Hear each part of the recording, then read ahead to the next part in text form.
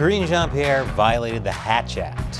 JPMorgan pays Jeffrey Epstein victims $290 million, and over $400 billion in COVID aid was stolen or wasted. And more on this week's headlines.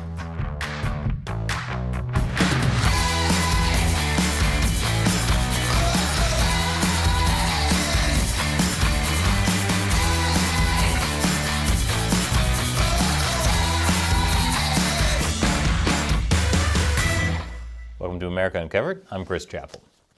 President Biden received a root canal this week, causing him to cancel and delay plans. This included postponing a meeting with NATO's Secretary General by a day.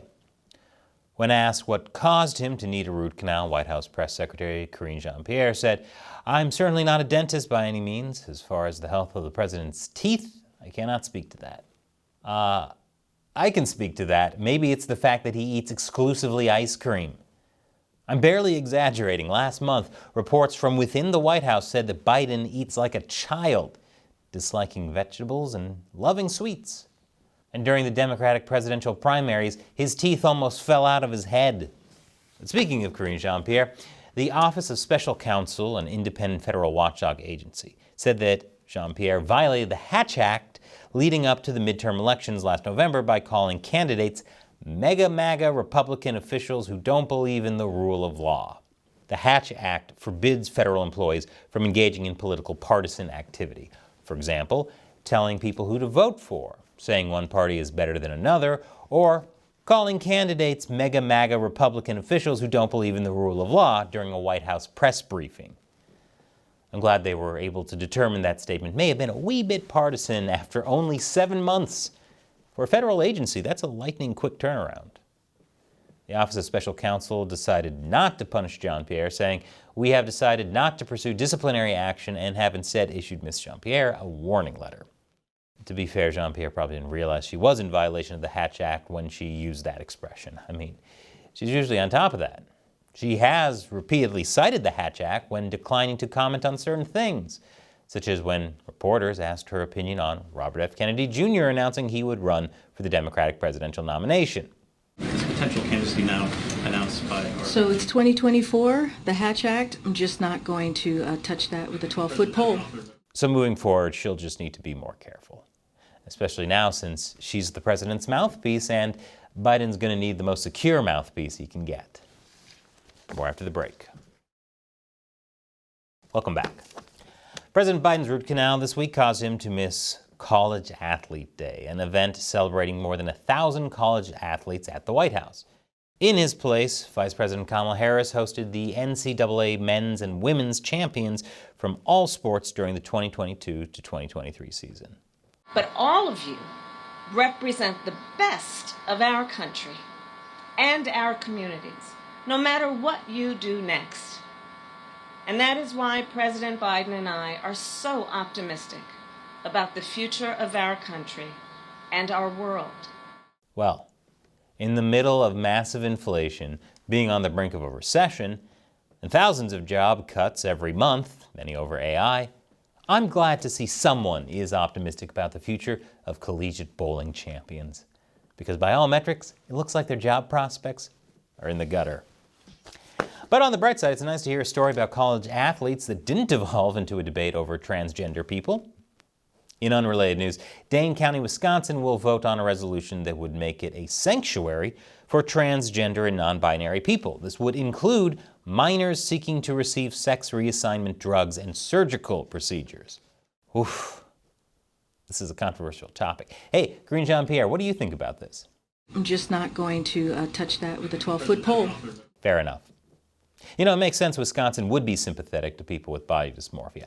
Considering the amount of dairy people eat there, I'm pretty sure they all know what it feels like to hate and feel repulsed by their own bodies.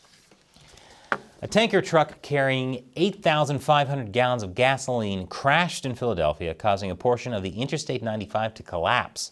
Pennsylvania Governor Josh Shapiro issued a disaster declaration, hoping to dip into federal funds and repair this as quickly as possible. The 8,500 gallons of fuel the truck was carrying burned in the crash. And that's like $34,000 worth of gasoline gone. Or if it was headed to New York City, $1.2 million. Gee, why do so many people in New York not have cars? That's why.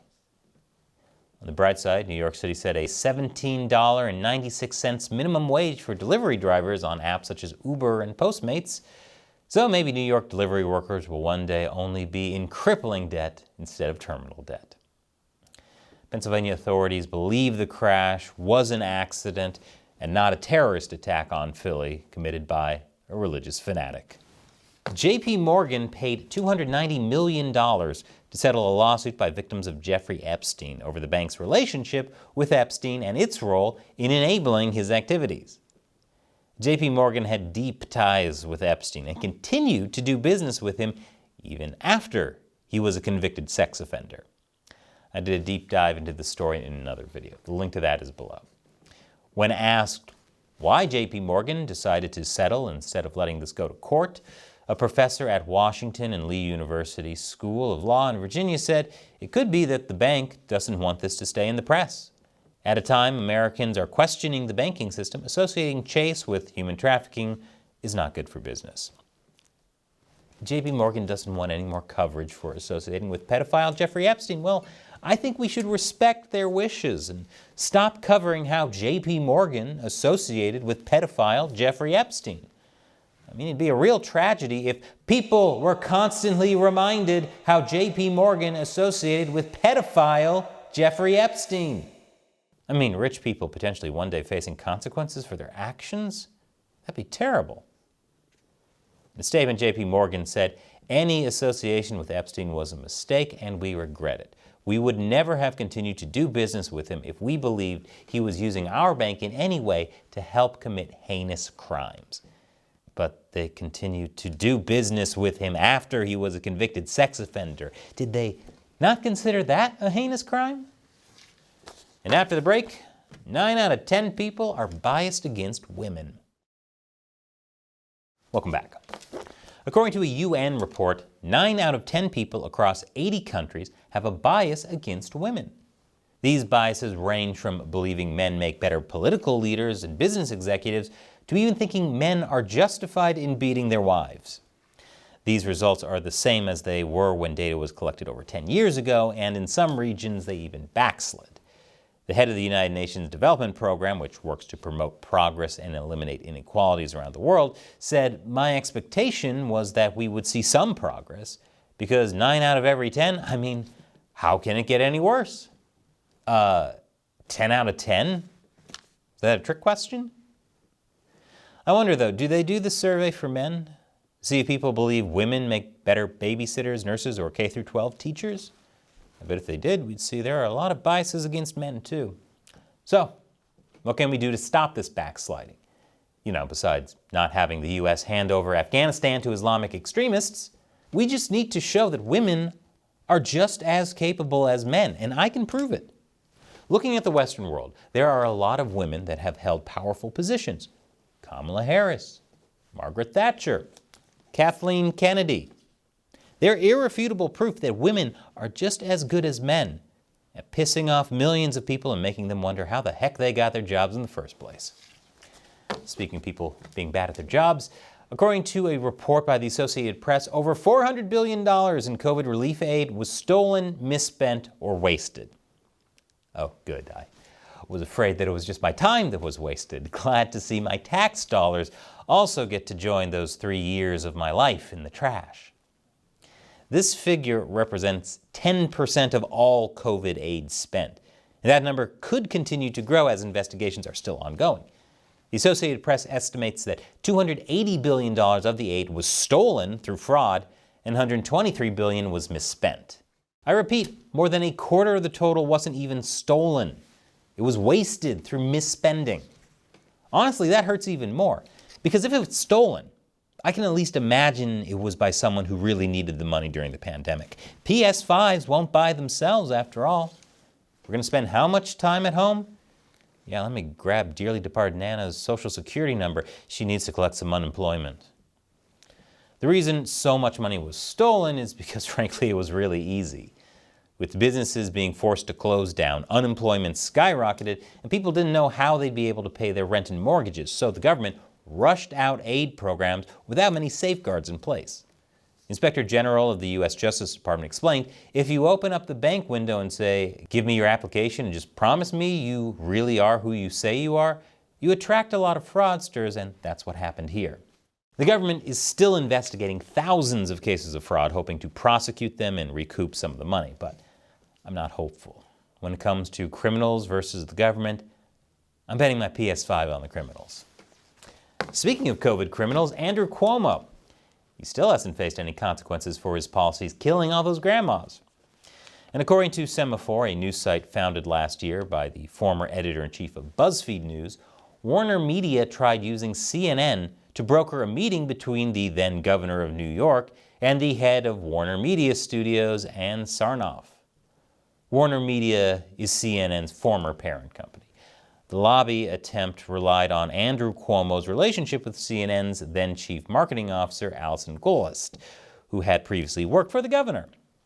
Warner Media allegedly wanted to try and convince Andrew Cuomo to open movie theaters, which had been closed due to COVID restrictions. This was reportedly revealed in texts found during Chris Cuomo's $125 million lawsuit against CNN. Chris Cuomo was fired by CNN for allegedly trying to use his position in the company to lessen the political damage his brother faced amid sexual misconduct allegations. According to Semaphore, the exchange could help illustrate a point that Chris Cuomo's legal team has made publicly. The close ties between the governor and the network in the first few months of the COVID-19 pandemic extended far beyond the relationship between Andrew Cuomo and his brother. A few weeks after Andrew Cuomo received these texts, he opened theaters outside New York City. I assume he came to this decision after realizing grandmas love matinee showings, so this way he could kill even more of them. So, what do you think about the stories we covered this week? Leave your comments below. And if you want to help us deliver nonpartisan news, be sure to support America Uncovered by going to patreon.com/AmericaUncovered. All it takes is as little as $1 or more per episode to fight YouTube's censorship and demonetization. You can also set a monthly limit. We rely on your support to help us keep making great episodes. Once again, I'm Chris Chappell. Thanks for watching America Uncovered.